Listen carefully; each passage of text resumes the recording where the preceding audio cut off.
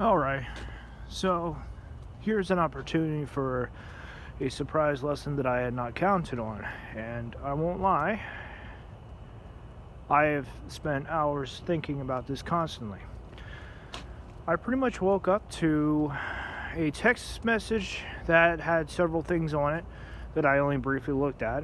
The rest at the bottom I actually ignored before deleting it entirely. However, the most important part of it was there was a special address of a family member, and I do not necessarily appreciate it, but there's definitely some things that came to mind that, well, first and foremost, security and safety. And the second thing would be as far as what kind of personal information would be floating around online, and then what to do about it. And then from there on out, it's just, you take whatever steps you need to take in order to, calm yourself down and figure out what to do next and all of that. To be honest, when it comes down to some things, I'm not worried because I've had training. I know how to handle threats for the most part.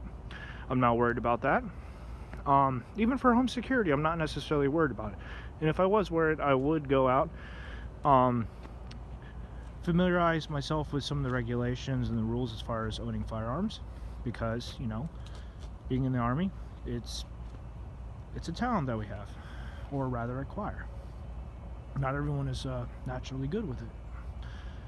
With that, I do want to say that this is I'm adding on to this, but I just happen to be getting into Assassination Classroom, which is kind of interesting, about a teacher who is teaching students on how to be more proficient with schooling, but also with how to effectively kill him.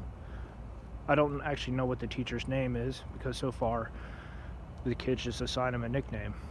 But anyway, point of case, I want to say that just because you can handle things a certain way doesn't mean you should, especially if someone else is potentially involved. Also, I want to say, when your safety and your personal life gets threatened, there is a lot that changes. But even more so, if you hold someone or something closer to you that you care more about than your own safety, that'll add more of a spin on things than you realize. Especially since I'm looking to go out and adopt a rabbit that apparently the owner cannot take care of. Mostly because rabbits are actually intensive animals. They are cute and fluffy, but they are not easy to take care of. And in fact, I haven't done too much research on them, but they are like the third most discarded pet that you could find out there.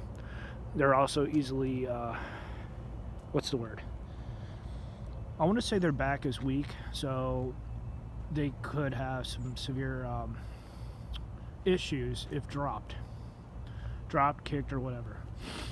Now, I want to say being threatened is not something that is new to me, but it hasn't happened in a while, and I've been trying to make this job work, this new job that I'm at work, and I want to do the best I can, but I don't exactly want to be getting random messages, threatening messages about, I know where this special person lives. I mean, I have people in my life who I want to care about, and some of them have unfortunately left me behind. So there's only so much that can be done about that. And you know what? That's fine. That's fine. Eventually, you're going to have to find out who to let go of, and who you can work on more as far as improving your relationship with. Either if it's family, friend, or whoever. Anyway, that's it. Didn't want to keep this very long. This is something that's been on my mind ever since I woke up for this shift, for my work shift. Alright, until next time.